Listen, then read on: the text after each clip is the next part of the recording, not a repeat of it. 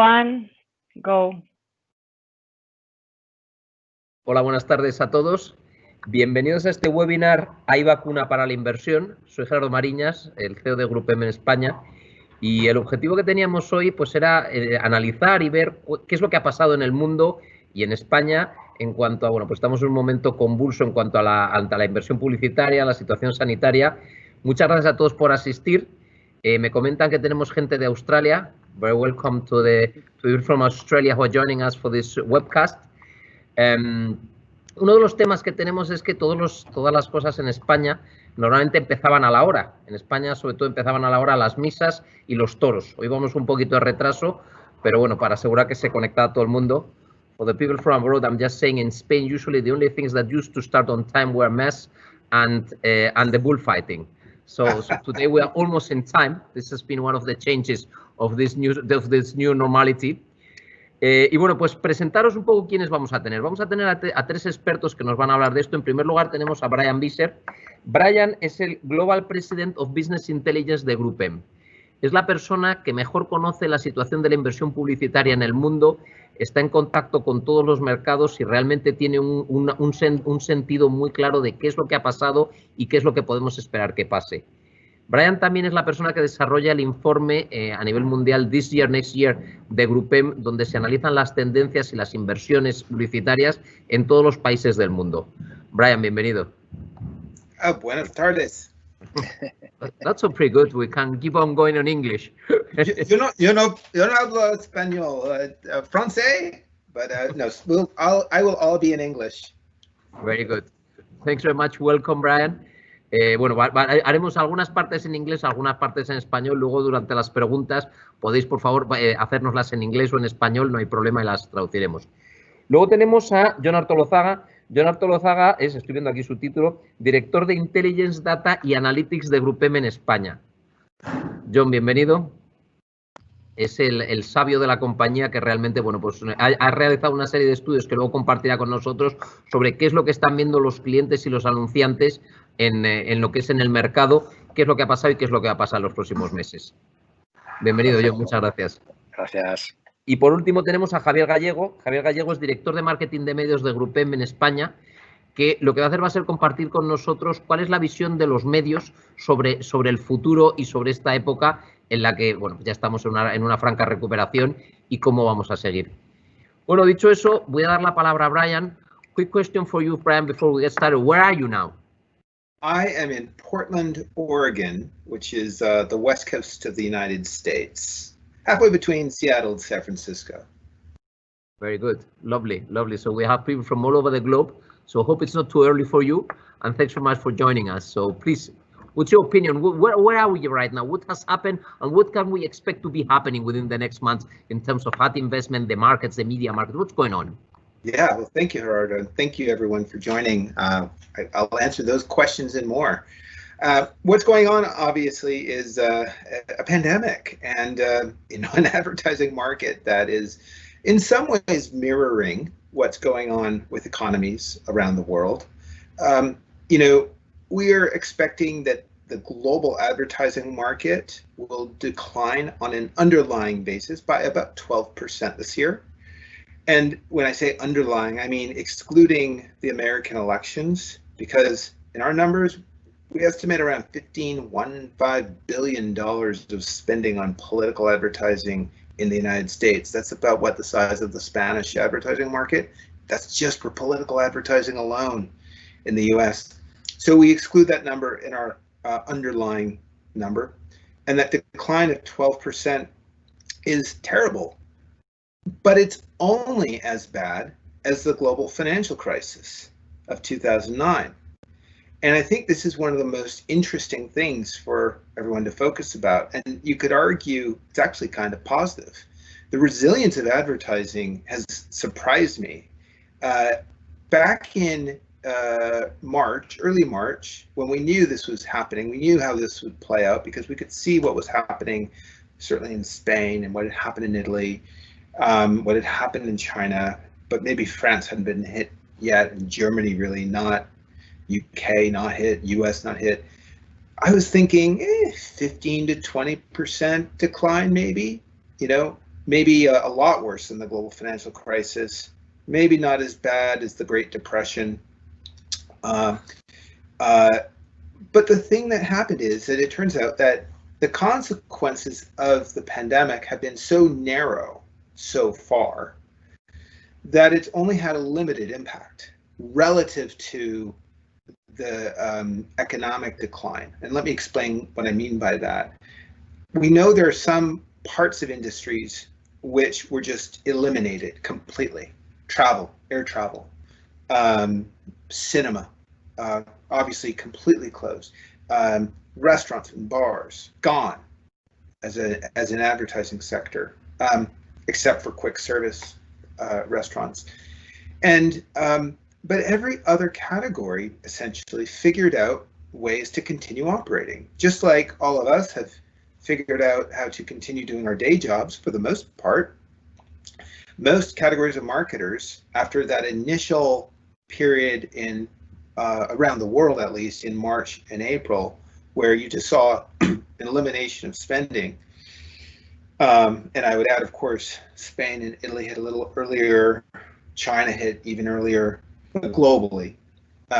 April was absolutely the bottom. And as April played out and as months played out, most categories of marketers found ways to continue engaging with consumers. They found ways to continue selling their products to consumers. And so in many cases, we see acceleration in what we'll call business transformation, for lack of a better word. And that might just mean investing more heavily in e-commerce related initiatives. But one of my favorite examples is the American retailer Best Buy, which is an electronics store. As they said in their prior earnings call, during the 3 months ending in May, for half of the quarter, all of their stores were closed, but they retained 80% of their revenue, 80, by a mix of direct e-commerce sales and BOPIS models, bought online, picked up in store, BOPIS. And they went so far as to say that as they've gone through this transition, they've actually realized they can operate on an ongoing basis with fewer people. Now, that's maybe not a good thing for the employees, but it's a good example of how the business is transitioning and adapting. We saw similar examples with in the quick service restaurant sector, where my favorite example there is Restaurant Brands International, which is the Brazilian-owned Canadian chain, Burger King and Popeyes and Tim Hortons. And there they talked about how their franchisees had been so slow in adapting to digital ordering or delivery services. And with the pandemic, everyone who slow walked these initiatives suddenly said, hey, this is a great idea. And other retailers in particular would talk about bringing forward their business plans by 3 and 4 years.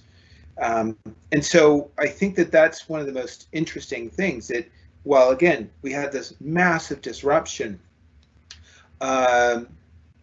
that most businesses were able to find ways to just keep moving forward, which is why when we think about the idea of second waves, or in the United States, unfortunately, we're still in the first wave, that we're not really expecting the cinemas to come back, or the theatrical owners, the studios, to release anything major anytime soon. Not expecting travel to come back anytime soon. But what's included in our assumptions is that, yeah, there will be more shutdowns. There will be more lockdowns in different cities around the world. And most categories will continue to move forward as consumers just get used to this new normal. We all have our masks. We all have to move on in some form or another. But another factor that explains why the impact has not been as pronounced is that the human impact has been so narrow. And so when we think about the categories of companies that were so badly hit, small businesses in particular, retail businesses in particular, food service businesses in particular. The data I'm about to say is specific to the US, but there's similar data that I've seen for most of Europe. I suspect it's very similar in Spain. In the US, approximately 9% of the population works in restaurants and bars. That's 9% of working people. They earn around 4% of all payroll, at least they did prior to the pandemic. And they're disproportionately not white. And that's very much overlapping with what we see with protests for social justice here. And I suspect in other, certainly in the UK, I know that data is true there, and I suspect it's true in much of the rest of Europe, where the equivalent would be the, I guess, unprotected workers are disproportionately not white, and they're lower income. And I think that the downside, obviously, is that you have a narrow group of the population who've been disproportionately affected. This helps explain why, well, the advertising market that's trying to appeal to wealthier individuals in general can be less affected in some respects, because most of us who are professionals aren't really that impacted that much, not in comparison. I'd add, just as a further data point, again, US data, if I add all retail, excluding grocery stores and excluding home improvement stores, and if I add in personal care services, and I add arts and entertainment, we have 25% of the population earning 12% of all payrolls. So again, we want to think about that narrow concentration. That will have consequences, of course, when we think about politics and how that plays out in public policies over years ahead. The other factors then that help explain why the advertising markets have been somewhat resilient are that in many countries, and Spain certainly among them, most of Europe among them, Canada among them, Australia among them, is that there has been a more significant effort to hibernate the economy. And that is to say that whether it's income supports for people or it's income supports for business, and there's some fascinating pros and cons around whether or not it is better to subsidize the business and make sure that the business persists, or subsidize people to make sure that the people persist independent of their business, or a bit of both. The OECD has written about this. I think the consequences might end up being very different depending on a country's orientation. But nonetheless, these hibernation policies have helped to limit the decline. Now, in a market like Canada, where the economy probably will end up faring worse than the United States, the advertising market will be only down about 5%, we think. Whereas the United States, we think that of course, the economy will be historically bad, maybe only compared to the Great Depression, but the advertising market will be still down double digits. And this is an important point. The pace of recovery looking towards next year will be better in a market that hibernated in some form. The United States never really hibernated. Parts of the country did. And parts of the country that did it didn't do it that well even. Here in Portland, we kind of did it more aggressively than most of the country, but I would argue it's nothing like what you all experienced in Spain. And so we expect a pretty limited rebound next year, maybe about 4 or 5% growth off of a double-digit decline this year. So maybe speaking a bit about next year and what we think will happen, you know, when we built these forecasts for 60 or so countries around the world, one instruction I sent to everyone was assume there's a vaccine widely distributed to everyone on Earth by July 1, 2021. Someone pointed out to me that's Canada Day. Go Canada, Canadian. It's a simplifying assumption because otherwise different people would assume different things. Pretty universally, I think most people assume that the pace of declines slows, but we still have year-over-year decline, certainly through the first quarter of next year. And the second quarter of next year, we have at least an improvement on a terrible base of the second quarter of this year. In most countries, you see double-digit growth rates next year off of weakness this year, with that assumption in mind. And then we get kind of back to normal in the year 2022, where you start to be around 2019 levels.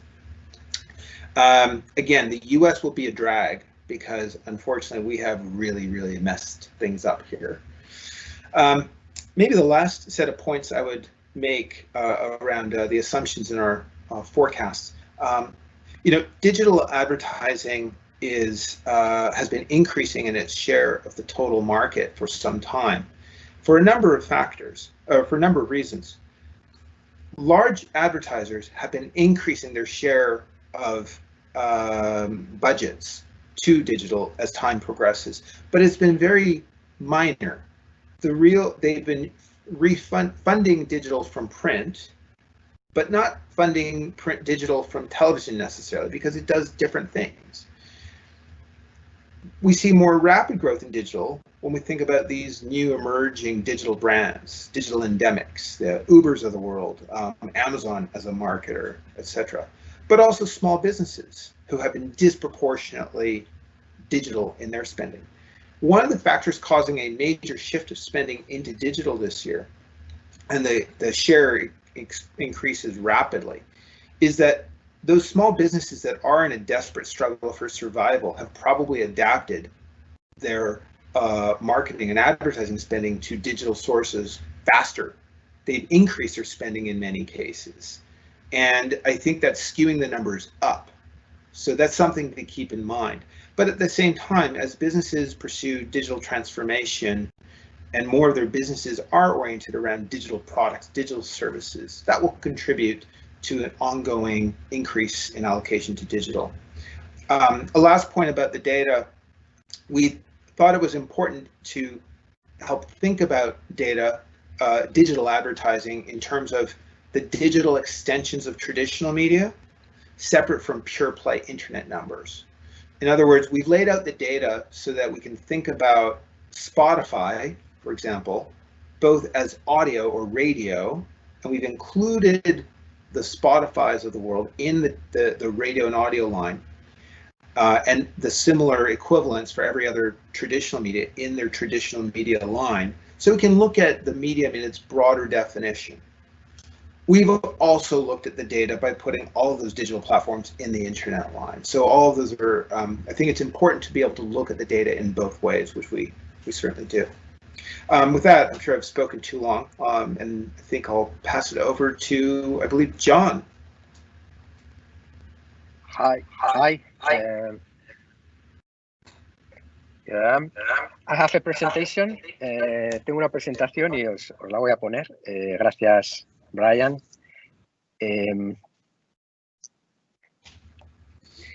Bueno,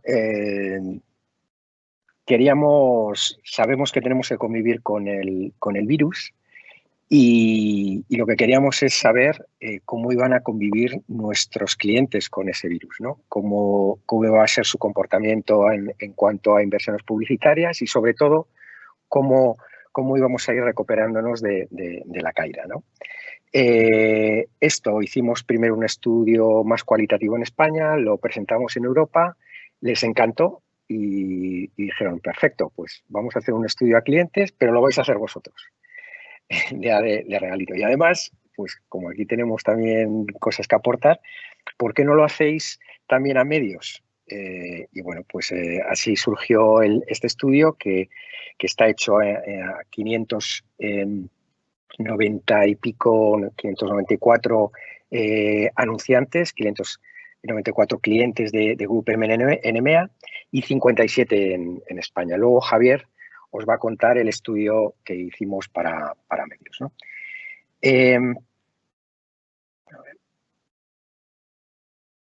Y voy con el estudio a clientes. Lo primero que que nos contaban nuestros clientes es que había una oportunidad de reinvertirse alrededor del digital, ¿no? Aquí vemos muchas palabras alrededor del digital, online, etcétera, ¿no? Entonces, ahí veíamos la principal oportunidad para reinvertirse, como ha dicho también Brian en su intervención, ¿no? Pero antes que eso, queríamos saber cuál había sido el impacto, ¿no? Y si había diferencias entre países. El impacto ha sido bastante fuerte. 2/3 de nuestros clientes se han visto afectados negativamente, ¿no? Incluso pues un 10% en España, por ejemplo, cerrados, negocios cerrados y un 11% en EMEA también, ¿no? Y curiosamente también ha habido negocios que se han visto favorecidos, mientras que a los que les ha impactado negativamente han cortado publicidad. Es muy difícil seguir sustentando inversiones publicitarias si tienes los negocios cerrados o a medio gas, pero a los que les ha ido bien no han invertido más, ¿no? O sea, no ha habido ese balance que nos habría gustado, pero que no ha sido así, ¿no? Y lo que veíamos también es que hay muchas diferencias. Aquí, como teníamos toda la muestra de Europa, podíamos analizar por sectores cuál había sido la incidencia, y vemos que hay sectores como pues, viajes, turismo, automoción, deporte, tiempo libre, ropa, que se han visto muy afectados, incluso se han visto abocados a cerrar, mientras que hay otros sectores que no se han visto tan afectados, como las finanzas, telefonía, alimentación o limpieza, pero que, como decía, pues estos no han invertido más, ¿no? Otra cosa que nos interesaba mucho es cuándo vamos a recuperar esa inversión. Hemos visto el impacto que ha tenido, pero cuándo íbamos a comenzar a recuperarnos y, sobre todo, cuándo íbamos a llegar a esa normalidad, ¿no? Que no sé si vamos a llegar a lo que era antes, pero bueno, a una cierta normalidad y la nueva normalidad que hablamos, ¿no? Y lo que vemos es, y con estas barras lo que vemos es el inicio, preguntamos por el inicio de la recuperación en cada uno de los sectores y cuándo íbamos a llegar a la normalidad. Estas barras lo que nos explican un poco es la senda de crecimiento, ¿no? En general, la mayoría de los sectores han comenzado a invertir con el levantamiento del confinamiento, salvo algunas excepciones, pues como cultura, obviamente pues están todo cerrado. En los viajes ha habido sectores que dan el verano por perdido, ¿no? y ya esperan comenzar a invertir para después de verano. Y en cuanto al periodo de recuperación, pues vemos ahí estas barras por cada uno de los sectores y más o menos están entre 3 y 6 meses en la mayoría de los sectores, con algunas excepciones, ¿no? Lo que vemos es mucha cautela, ¿no? Y aquí preguntábamos tanto en España como en el resto de países cómo iban a comenzar a invertir, y vemos que el 64% de los españoles, por ejemplo, decían que, bueno, que van a empezar a invertir poco a poco. No se iba, todo lo que no he invertido durante el confinamiento lo voy a invertir ahora. Pues no, iban a ser poco a poco a medida que obviamente los negocios se fueran activando, ¿no? También nos interesaba mucho el media mix, y ahí lo que vimos es que el medio digital salía claramente. La mayoría de la gente pensaba que el medio digital iba a crecer, ¿no? Ahí lo que vemos es en azul vemos el porcentaje de respuestas que dice que va a incrementar, por ejemplo, en televisión, y en rojo los que dicen que va a decrecer, ¿no? Un poco el neto es lo que te da los ganadores y los perdedores, ¿no? Por ejemplo, televisión y radio es un poco neutral, mientras que todos los canales digitales pues se ven claramente beneficiados de todo esto, ¿no? En cuanto a cuál iban a ser las prioridades de nuestros clientes, pues al final era promocionar el negocio digital. Allí era el centro de sus planes, y en cuanto a los mensajes era focalizarnos en conectar emocionalmente con el consumidor, reconectar con ese consumidor y comenzar a hacer foco ya en productos y en marcas después de unas comunicaciones en el lockdown que han sido muy, muy especiales, ¿no?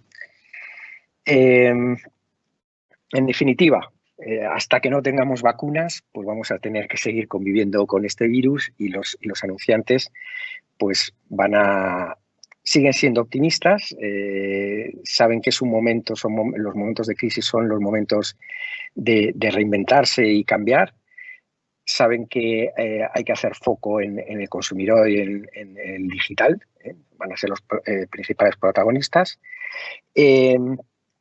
Hay dudas, sobre todo en algunos sectores, de cuándo se va a producir esta recuperación, y ahora con estos rebrotes, pues esto lo hicimos a finales de mayo, ahora con estos rebrotes pues seguramente se incrementarán un poco más las dudas, pero bueno, sabemos que el camino será lento, pero que la publicidad va a ser clave para salir de aquí, ¿no? Y como siempre, todo va a ser centrado en el conectar con el consumidor, y todo lo que sea relacionado con ellos pues será digamos, la vía de salida.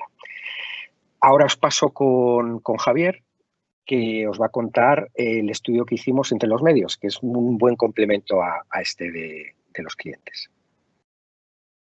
Gracias, John. Pasado a la segunda parte del estudio, en el cual, como ya ha comentado John, es un estudio coordinado desde Grupo en España para todo EMEA y que está basado en encuestas. En España hemos tenido la suerte de que más de 140 profesionales de los medios españoles han dado respuesta a este cuestionario y gracias a ellos hemos podido hacer este estudio. La finalidad era recoger qué piensan o cómo creen que va a ser el panorama de los medios después del COVID, desde una visión más cualitativa que cuantitativa. Como vais a poder observar, se va a complementar y tiene muchos puntos de unión con lo que ha comentado ahora mismo John. La primera pregunta que le lanzamos, así a pecho descubierto, era ¿qué 3 palabras usaríais para describir la nueva normalidad? Lo que nos sorprendió es que, lejos de decir la palabra crisis, la cual nos da un buen punto de partida, sí que es verdad que el punto principal era la incertidumbre, seguido de la palabra digital y seguridad. En un ambiente de cambio siempre hay incertidumbres y amenazas.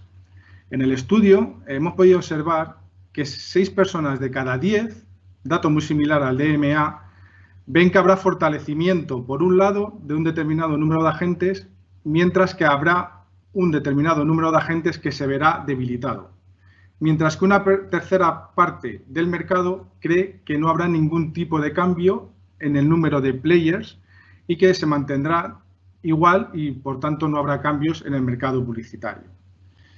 Esto también viene a refrendar el siguiente pregunta, que fue ¿qué es lo que van a ver? Si van a haber fusiones, adquisiciones. Y al 60%, igual que EMEA igualmente, nos dijeron que sí, que habrá una reducción del número de players. Pero quizás aquí lo que hay que destacar es que no vaya a haber desaparición, puede haber fusiones, sino que también puede haber alianzas entre soportes con el fin de llevar a una comercialización conjunta, como ya lo hemos visto el año pasado con WeMass y ahora actualmente con Alliance Media, pero también puede haber creación de alianzas entre diferentes medios con el fin de llegar a más público, gracias a la complementariedad entre ellos. Es decir, puede haber soportes de televisión que pueda crear alianzas con un medio radio. Me lo invento, pero por ahí pueden ir los tiros. Una vez visto qué puede ocurrir, el nuevo panorama apunta o acelera a cambios en la competencia. Mientras hace unos meses se podría ver que un medio era más o menos estable, es verdad que determinados medios llevaban una tendencia clara, pero no muy acusada, realmente el periodo que hemos vivido lo que ha hecho es acelerar esta tendencia. Ahora, la mayoría de los players del mercado ven a 3 puntos que pueden ser, que lo ven como principales competidores. Uno es el entorno digital. Ahí no hay más. Mientras que, curiosamente, a la televisión no se la da por perdida, junto a un nuevo competidor que puede ser de la televisión, que es el de las OTTs.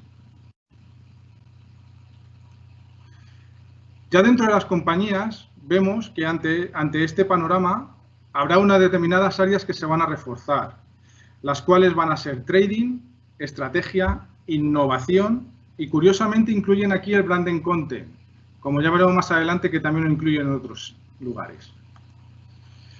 Todo cambio hay que tratarlo de ver no solo como una amenaza, sino como una oportunidad. Ante estos cambios que atisban los medios, apuntan, como hemos comentado anteriormente, no solo yo, sino también John, a una aceleración de la digitalización. Y esto se ve como una oportunidad para unos medios, mientras que para otros, quizás los más tradicionales, lo ven como una amenaza. También vemos que aparecen determinados negocios que podríamos, hace un año o dos, podríamos verlos que eran impensables en el mundo de la publicidad, y es el e-commerce, ¿vale? Y también apuntan a un incremento del e-gaming y de los podcasts.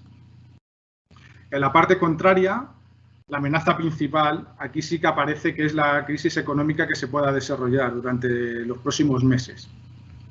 También, como hemos comentado, el medio digital, para aquellos medios más tradicionales, lo pueden ver como una amenaza, mientras que igualmente también pueden ser los medios más tradicionales, ven como amenaza su pérdida de audiencia o una posible concentración en el mercado en lo que tengan que hacer, que tengan que luchar con otros players más grandes. De igual manera ocurrirá con los formatos, donde apuntan todos los medios, apuntan todos los digitales independientemente de la forma, teniendo mención especial el audiovisual, como el vídeo, o los menos intrusivos, como el branding content. En la parte contraria, lo tradicional apunta a ser menos prevalente, donde curiosamente el 12% apunta a la publicidad de los programas de televisión. Quizás el auge de las OTTs o de nuevas formas de televisión digital que ya estamos viendo con la televisión híbrida podrían ser la causa. En cuanto a los ingresos, los medios siguen apostando por la publicidad como principal vía de ingreso, casi el 90%, pero ya sí que es verdad que no ocultan, con un tercio de las respuestas, que apostarán por las suscripciones, algo que últimamente estamos viendo, como por ejemplo los muros de pago en la prensa digital, y que en vista de esta respuesta veremos una aceleración en este tipo de ingresos. Todo apunta a una revolución en el contenido. También lo ha comentado antes John, donde el 60% de los profesionales apuestan por incrementar su inversión en él. Los enfoques son diversos, desde crear producto propio más exclusivo o afín al propio medio o soporte, o simplemente como una forma de ahorrar costes en estos periodos en los que estamos. También los hay que es la única forma que tienen para tratar de competir contra otros medios más globales e internacionales. E incluso también viendo la posible oferta que pueda haber en el mercado debido a que habrá menos contenido en el corto y medio plazo debido a la situación actual, donde pueda haber un menor número de rodajes, por ejemplo, o por último, también que tienen como un fin de comercial o de un ingreso, es decir, para su venta a terceros.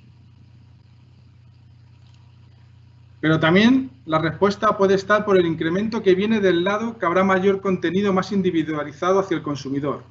Es decir, es lo que están apostando las marcas. Las marcas quieren crear su propio contenido para llegar a su target más afín. Para finalizar, queremos agradecer, como he comentado antes, a todos los medios que han participado y hemos aprovechado la encuesta para ver qué confianza tenían en Grupen y en nuestras agencias. Nos siguen viendo que van a tener una mayor colaboración con nosotros, que seguirán apostando por nuestro profesionalismo y con nuestra confianza.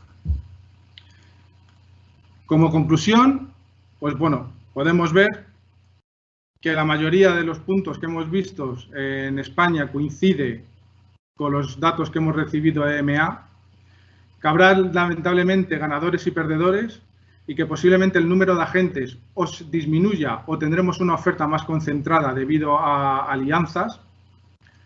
Digital como medio y el vídeo como formato serán los mayores fuertes en el mercado. La estrategia y la innovación y el branded content serán las áreas que mayor desarrollo llevarán en los próximos años. Que aparte de la publicidad, que será siendo la principal fuente de ingresos, veremos un mayor incremento de las suscripciones. y que las marcas incrementarán su interacción gracias al content. Y que Agrupen pues, es un gran medio o un gran colega para llevar esta innovación, confianza y profesionalismo. Esto es todo de nuestra parte. Si tenéis alguna pregunta. Muy bien, pues muchas gracias a los tres. Y nada, y abrimos la ronda de preguntas. Si queréis, los vais incluyendo vais escribiendo en la página y ya las vamos leyendo. Yo voy a empezar con una pregunta que ya nos ha llegado antes de empezar, que nos la manda Dani Campo, del Publicista. Hola, Dani, espero que estés ahí. Y bueno, la pregunta es la siguiente. A principios de abril, Grupem aseguró que la publicidad será uno de los primeros sectores en recuperarse tras el COVID-19. A la vista de los acontecimientos, con nuevos rebrotes, ¿cree que este mensaje de esperanza sigue vigente?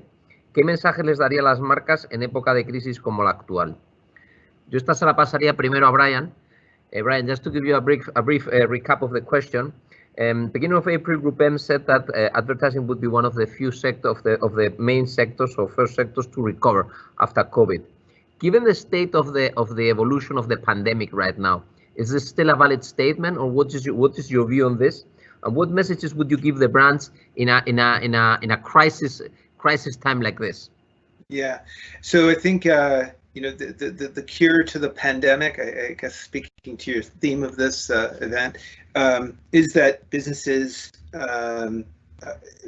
figuring out how to adapt, pause their spending as they made sure they knew what they were doing. And yeah, generally speaking, we think that the pace of decline generally has slowed. One way to think about it is the relative growth rates from quarter to quarter. Snapchat reported their second quarter earnings yesterday and gave some guidance around the current quarter. And it's probably the right way to think about the kind of declines we've seen. So if they grew more than 40% in the first quarter, they grew around 17% in the second quarter.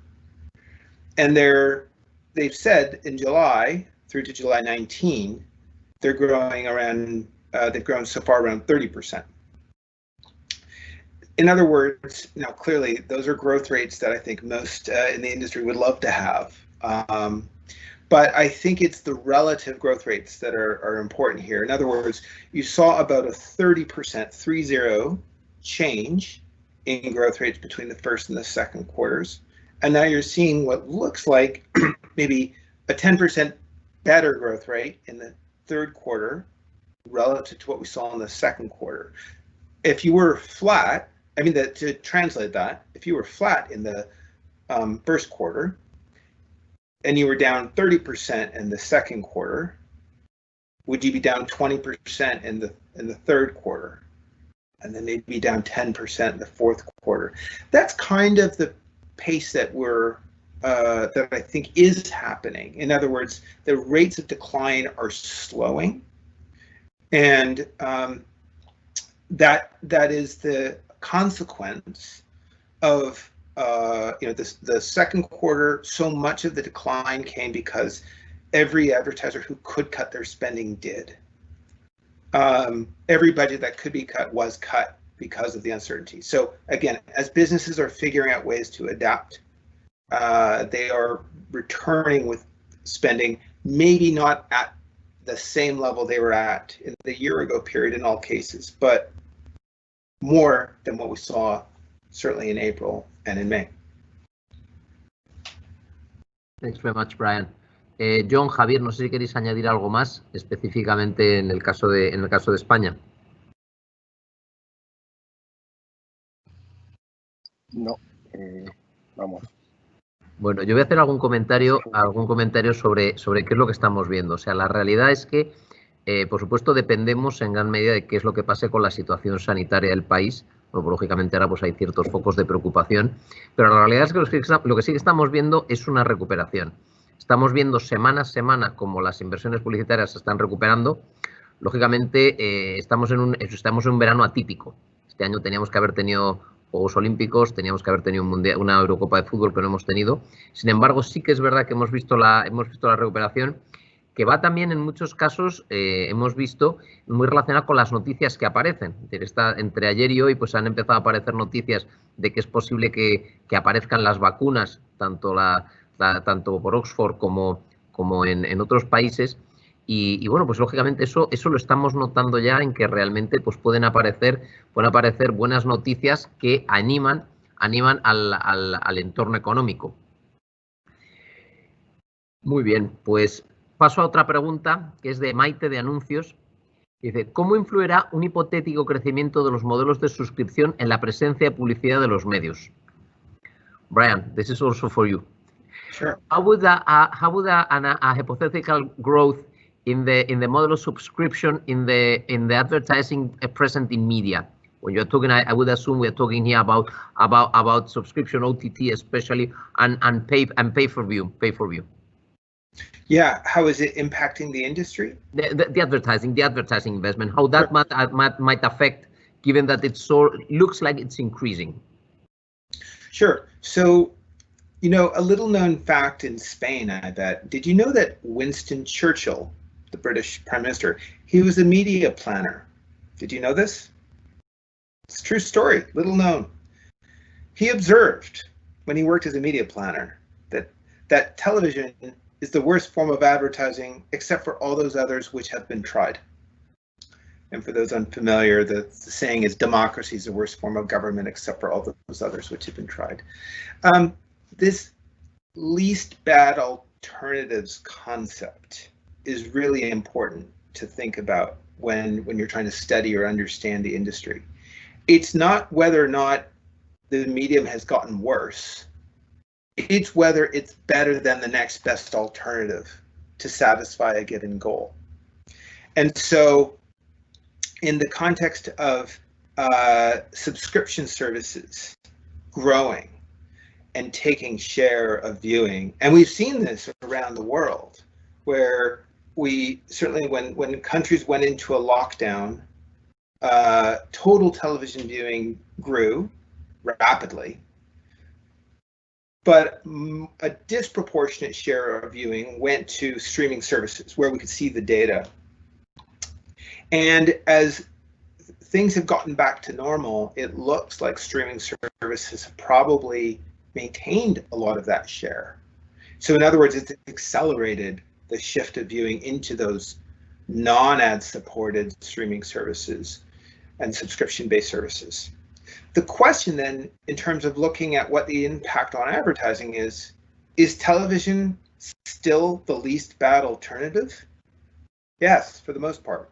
If you're a marketer that is trying to borrow the brand equity of premium content that has sight, sound, and motion, and you're trying to use a 30-second or similar length message, and you're trying to drive broad awareness, for the most part, digital is not an alternative.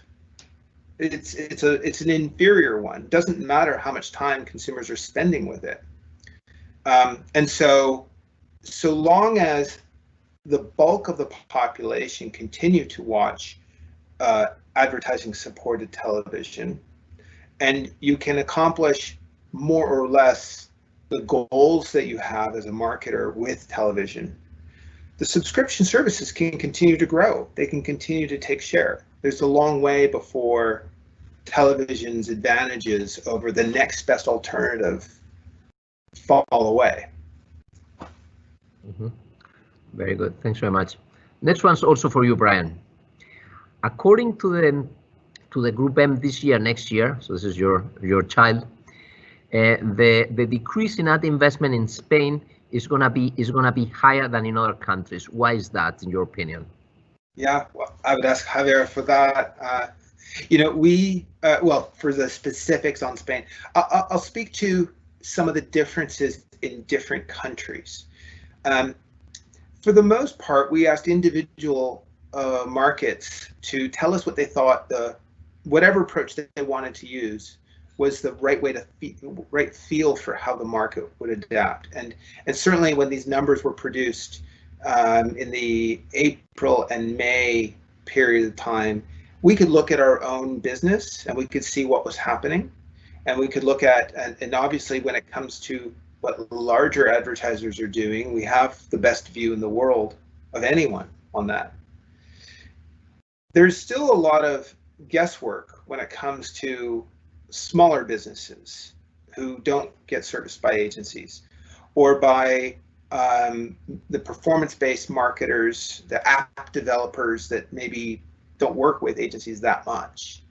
And so we have we certainly have a solid view on many media, but only a partial view on other media. So there's some guesswork that goes into this.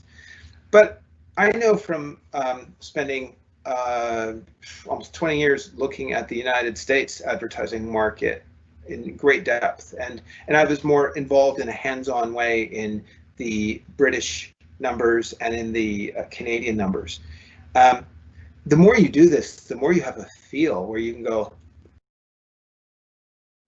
feels like down 20, feels like down 15, feels like down 10 or 5, and then you can validate that with the numbers that you see. And I'd emphasize is that again, as a matter of a general practice for forecasting, I think that feel is the right way to look at both this year and next year. Thus the title, this year and next year.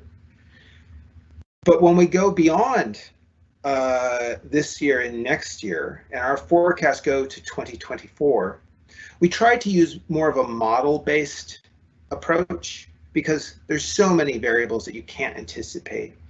And even if it is, maybe we don't stick to the model completely, the models tend to inform what the numbers probably should be.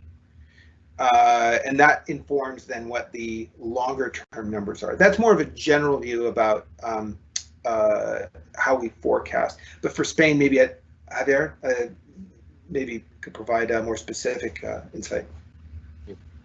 Javier, si quieres comentar. Sí, claro. En España, pues bueno, ya sabemos que en España somos un país de extremos, ¿no? Lamentablemente, como todos sabemos, las proyecciones que hay para el PIB español, pues junto con Italia son las peores de Europa. En España, pues igualmente la publicidad pues va a ir un poquitito peor que el resto de los países europeos. De igual manera, esto cuando empiece a repuntar, pues seremos los líderes en crecimiento y a por ello. Pero realmente la publicidad, como todos sabemos, va al ritmo de la economía, y es lo que nos va a tocar vivir en los próximos meses. Pero aún así, pero bueno, no hay mucha diferencia entre los países, pero bueno, seguramente que para los próximos años seremos los líderes en crecimiento. Muchas gracias. Sí. Pasamos. También Sí, comentar, también comentar que la estructura económica que tenemos en el país, pues también nos marca mucho, ¿no? Tanto para el PIB, el crecimiento de la economía, como el de la inversión publicitaria, ¿no? Sectores como los viajes, el turismo, la cultura, que es tan importante en España, que exige que se muevan personas, porque otros países pues tienen una presencia de la industria o de la producción que se ha visto menos afectada por la pandemia más fuerte, entonces pues no sufren tanto. Nosotros dependemos mucho de que vengan muchas personas aquí y de poner a gente a estar junta, ¿no? Entonces esto está sufriendo mucho y por tanto eso nos afecta. Can I add, in some countries, it's really interesting to see the range of expectations. It's usually the health of the economy that determines the rate of decline in the advertising market this year. And the health of the economy is usually informed by how bad the pandemic is. But it's interesting if you compare, say, South Korea and Japan. Both markets, not badly impacted. They've managed the pandemic very well on average. But the South Korean economy is, it'll be down, but not a lot this year. And their advertising market will be only down a little bit. Japan its economy will be down a lot, and its advertising market also down a lot, 20%, not unlike Spain and some other places. And it's interesting because it's not just the pandemic, but how the economy and how the society is reacting to the pandemic, plus those other country-specific issues, such as how important was tourism as an advertising market, or how important are tourists, or how important is restaurants and bars. In the United States, for example, restaurants and bars are not that important a category to most media. They're very important to certain publications which have gone out of business, but they're not that important. And so those are some of the factors to think about globally. Mm-hmm. Okay, thanks very much, Brian. Here's another one for you. You are the most in demand. We've seen some short-term changes in behavior and media consumption, advertising trends. Which ones do you think are gonna be staying, and which are gonna be short-lived, and which are gonna be longer-lasting? Wow, that's a really good question. I think that I would start with the consumer actions around shopping, which I feel like are going to be elevated.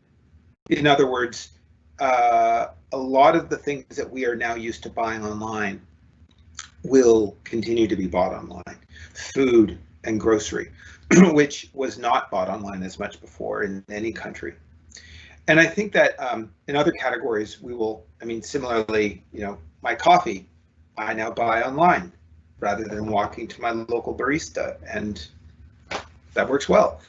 I think that will relate to the media consumption trends, where there's certain goods that maybe we would have not thought to research online or spend time exploring online because we would have gone to the store. I think that will impact. There's certain product categories which will cause us to spend more time online. And so you will see elevated use of digital media for that reason. I think that television, as we talked about before, it does feel like the streaming services will gain share. But the underlying trend around consuming television, it will remain as it is. I think that any market going into a lockdown, like what we're seeing, Hong Kong today is being asked to stay home. You will probably see an increase in TV consumption. It's of all forms of television. But when you get past this period of the pandemic, so after our miraculous cure date of July 1, 2021, I don't think you'll see a permanent change on that front.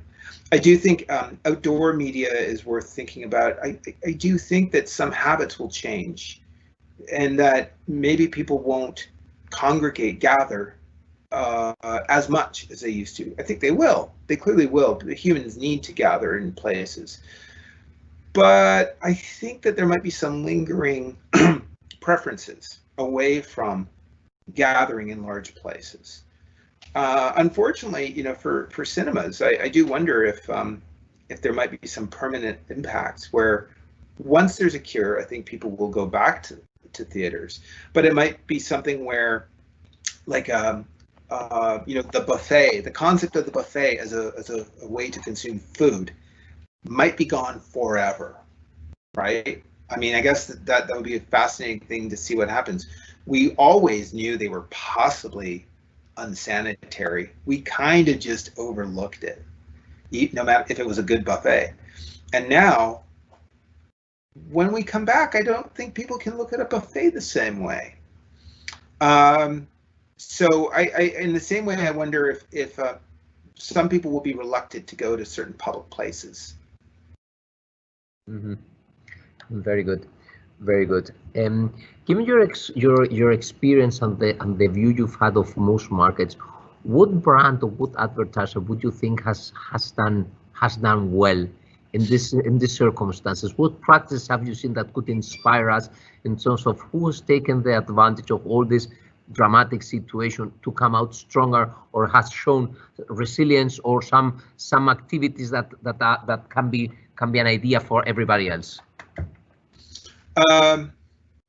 Well, I do think that Netflix is a great example, and I think that just as a streaming service, you know, proven their utility, and I mean they've had a good pandemic. It's hard to describe it otherwise.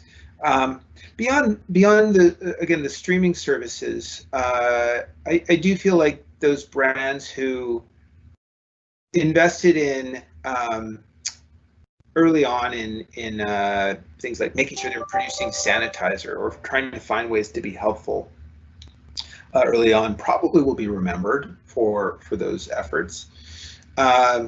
I do think that, and I don't know that I saw it so much in the United States. Maybe it's more about I was so busy. But certainly when I look at what some of the athletic apparel brands did in China in February, those look like finding ways to help consumers stay fit, stay active. I mean, again, in the United States, there's nothing preventing you from going outside, really, and to exercise. But in China, and I guess in a market like Spain, where you really were restricted from even leaving your apartments, I think that the athletic apparel companies, I think, did a really good job of trying to find ways to encourage consumers, like, to stay positive, keep doing what you've been doing. Personally, I just went and bought a bunch of equipment and made my own CrossFit gym in my house. But I think that that's another good example of the brands that probably will come out of this more favorably viewed. Mm-hmm. Very well. Thanks very much. It's about time. We've been an hour here, so we are very mindful of everybody's time. Brian, thanks so much for joining us. John y Javier, muchísimas gracias por acompañarnos y muchas gracias a todos por la atención. Thanks so much, everybody. Gracias. Muchas gracias. Gracias. Hasta luego. Gracias a todos. Adiós. Adiós. Adiós.